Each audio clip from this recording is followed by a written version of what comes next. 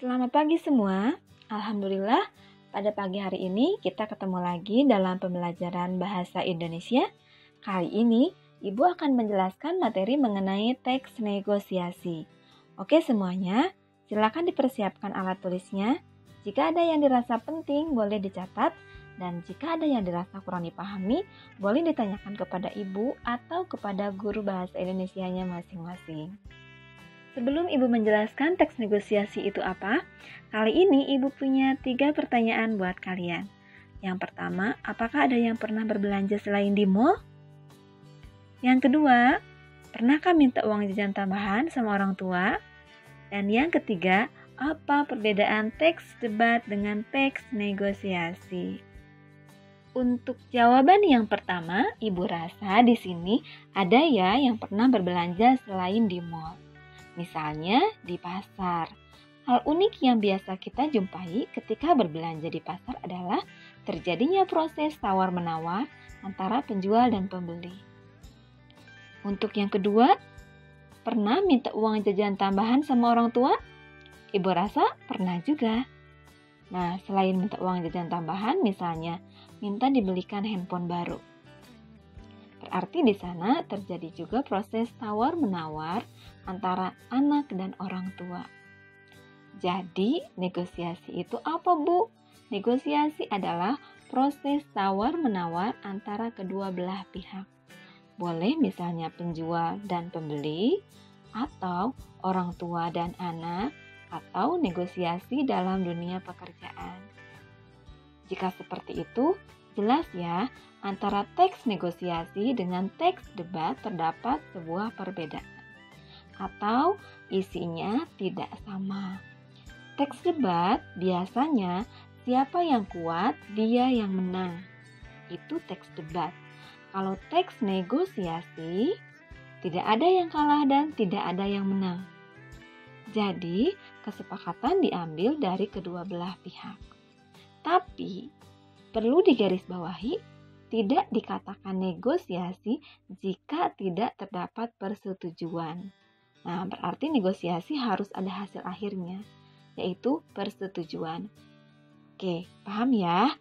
Jika misalnya kalian hanya minta diturunkan harga, tapi kalian tidak jadi beli, berarti di sana tidak ada persetujuan ya.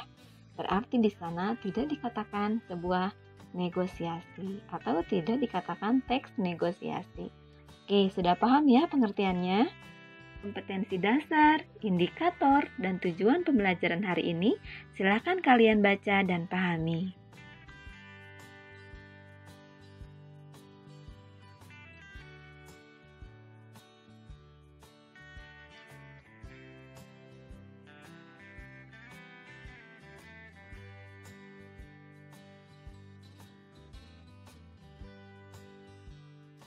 Mari kita kenali lebih dalam mengenai teks negosiasi. Teks ini memiliki unsur-unsur pembangun. Ada 4 unsur. Yang pertama, partisipan, yaitu pihak yang melakukan pengajuan dan penawaran, atau pihak lain yang terlibat di dalam negosiasi tersebut. Kedua, adanya perbedaan kepentingan dari kedua belah pihak. Yang ketiga, terdapatnya pengajuan dan penawaran. Sementara yang terakhir, adanya kesepakatan sebagai hasil dari negosiasi tersebut. Itulah unsur-unsur yang terdapat di dalam teks negosiasi. Negosiasi terbagi menjadi 2, negosiasi lisan dan negosiasi tulis. Negosiasi lisan yaitu tawar-menawar, boleh antara penjual dan pembeli, antara orang tua dan anak, atau negosiasi di dalam dunia kerja. Sementara negosiasi tulis yaitu berbentuk surat, surat penawaran, atau biasa disebut juga surat niaga atau surat jual beli. Surat penawaran atau biasa disebut juga surat niaga adalah surat yang biasa digunakan dalam kegiatan perdagangan. Biasanya dari satu perusahaan atau dari satu lembaga ke lembaga lain menggunakan surat penawaran untuk mempromosikan produknya agar tertarik atau agar dibeli oleh konsumen. Sekarang Ibu lanjutkan ke struktur negosiasi. Di sini ada orientasi, pengajuan, penawaran, dan persetujuan. Orientasi yaitu bagian awal pada sebuah teks. Biasanya berisi sapaan, salam pembuka, atau percakapan awal. Kedua, ada pengajuan. Pengajuan di sini merupakan suatu hal berupa barang atau jasa yang diajukan. Ketiga, penawaran merupakan usaha yang dilakukan salah satu pihak ketika menemukan ketidaksesuaian. Dan yang terakhir ada persetujuan, biasanya berisi siap, oke, baiklah, sip, dan sebagainya. Oke, setelah kita mempelajari pengertian dan struktur teks negosiasi, sekarang Ibu jelaskan ke ciri kebahasaan dari teks negosiasi itu sendiri. Untuk ciri kebahasaannya di sini yang pertama, menggunakan bahasa yang santun, ditandai oleh kata tolong, silakan, cobalah, maaf, percayalah, dan sebagainya.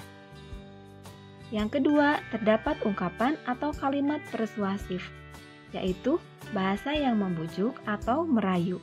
Biasanya ditandai oleh alasan yang meyakinkan atau alasan yang logis.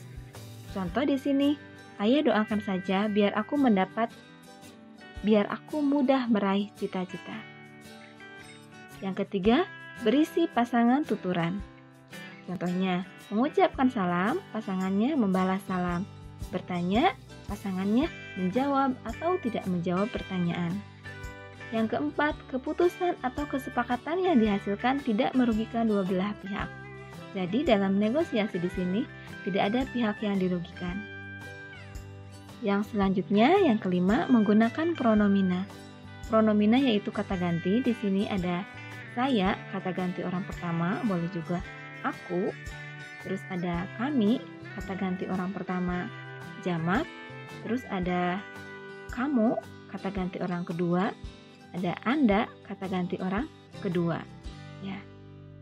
Dilanjutkan ke menggunakan kalimat langsung. Kalimat langsung biasanya ditandai oleh tanda petik 2 ya. Itu untuk memudahkan kalian mengingat. Dan yang terakhir, bersifat memerintah serta memenuhi perintah. Nah, karena negosiasi itu tawar-menawar, berarti salah satu pihak ada yang memerintah dan ada yang memenuhi perintah tersebut. Ya, mungkin itu penjelasan mengenai ciri kebahasaan dari teks negosiasi. Supaya kalian lebih memahami penjelasan mengenai teks negosiasi, sekarang cermatilah teks berikut. Nah, di sini ada percakapan antara penjual dan pembeli. Dimulai dari pembeli. Berapa harga sekilo mangga ini, Bang? 30.000, Bu. Murah. Boleh kurang kan, Bang? Belum boleh, Bu. Barangnya bagus loh. Ini bukan karbitan, masak pohon. Iya, Bang. Tapi harganya boleh kurang kan? Kan lagi musim, Bang. 20.000 saja ya. Belum boleh, Bu. 28.000 saja ya, biar saya dapat untung, Bu. Baiklah, tapi saya boleh milih sendiri kan, Bang? Asal jangan pilih yang besar-besar, Bu, nanti saya bisa rugi. Iya, Bang, yang penting saya dapat mangga yang bagus dan tidak busuk. Saya jamin, Bu, kalau ada yang busuk, boleh ditukarkan. Baiklah, saya ambil 3 kilo ya, Bang.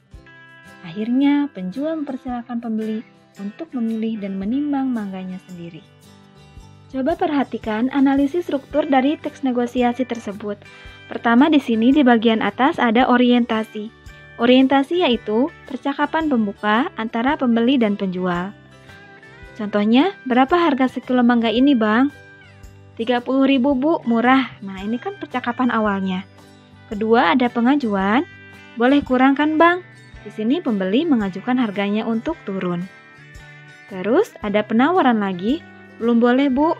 Nah, ada kata belum boleh, Bu, berarti abangnya tetap mempertahankan harganya. Ini penawarannya ya. Barangnya bagus loh, Bu, ini bukan karbitan, masak pohon. Kita ke pengajuan lagi. Iya, Bang, tapi harganya boleh kurang kan? Kan lagi musim, Bang. Nah, di sini pembelinya tetap ya. Dia menginginkan harganya untuk turun, malah di sini disertai dengan alasan yang logis atau alasan yang masuk akal. Dan berikutnya ada penawaran lagi, Belum boleh Bu, 28.000 saja ya Bu, biar saya dapat untung. Nah, di sini penawaran lagi ya. Penjualnya tetap mempertahankan harganya karena di sini dianya tidak dapat untung. Kita ke pengajuan lagi dari pembeli. Baiklah, tapi saya boleh milih sendiri kan Bang? Nah, di sini mengajukan untuk memilih sendiri mangganya sekarang. Terus ada penawaran lagi dari penjualnya, asal jangan pilih yang besar-besar Bu, nanti saya bisa rugi. Nah, di sini permintaan dari penjualnya ya, bahwa si ibu tadi tidak boleh memilih mangga yang besar-besar. Dan struktur yang terakhir ada persetujuan. Persetujuan ditandai oleh kata ya, siap, baiklah. Dan di sini kebetulan ada kata iya Bang, terus di bagian paling bawah ada baiklah, saya ambil 3 kilo ya Bang. Nah, untuk perbedaannya di sini mungkin untuk orientasi di sini bentuknya percakapan. Jadi bukan hanya penggalan satu kalimat. Orientasi itu percakapan antara pembeli dan penjual. Nah, di bagian paling atas atau paling awal. Sementara persetujuan adalah percakapan antara pembeli dan penjual juga. Di sini posisinya di bagian paling bawah. Ya, itu mungkin penjelasan mengenai struktur dari teks negosiasi tersebut. Berikutnya di sini ada analisis ciri kebahasaan dari teks negosiasi tersebut. Untuk ciri kebahasaannya, pertama ada pasangan tuturan. Di bagian paling atas, pasangan tuturan di sini berapa harga sekilo mangga ini Bang? Berarti itu berbentuk pertanyaan. Pasangannya menjawab pertanyaan atau tidak menjawab. Kebetulan di sini menjawab pertanyaannya. 30.000 Bu, murah. Nah, ini jawabannya.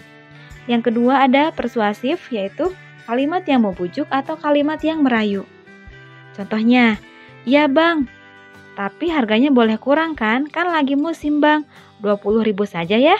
Nah, di sini kalimat persuasifnya, yaitu kalimat yang membujuk, disertai dengan alasan yang logis atau alasan yang masuk akal. Dan yang ketiga ada memerintah serta memenuhi perintah. Contohnya, belum boleh Bu, 28.000 saja ya. Terus ibunya ada kata baiklah, berarti ibu di sini memenuhi perintah dari penjualnya. Dan yang terakhir ada tidak merugikan kedua belah pihak. Kenapa di sini tidak merugikan kedua belah pihak? Ditandai oleh kata ya sama baiklah. Berarti tidak ada pihak yang dirugikan pada saat negosiasi di sini. Semuanya sudah sepakat. Demikian itulah penjelasan mengenai teks negosiasi.